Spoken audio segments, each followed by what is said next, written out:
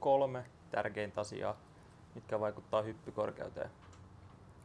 Tässä parvekkeella alkaa olla aika kirkas, niin mä laitan lätsä päähän ja näkee, että alkaa paistaa. Ensimmäinen asia, suhteellinen maksimivoima, eli kuinka paljon sä pystyt tuottaa absoluuttista voimaa. Toinen asia, voimatuottonopeus, eli kuinka nopeasti sitä pystyy voimaa tuottaa. Ja kolmas asia, tekniikka, eli miten hyvin me pystytään suuntaamaan sitä voimaa.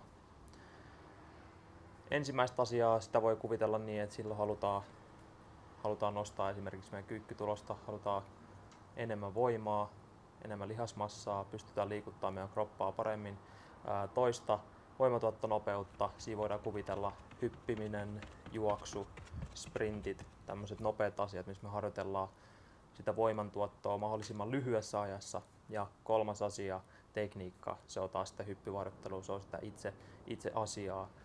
Mun tilanteessa voisi olla donkkaaminen jollain muulla, ihan mikä ikinä se tavoite onkaan, korkeushyppy, pituushyppy, boksihyppy, mikä ikinä. Eli nämä 3 asiaa, näillä pääsee eteenpäin.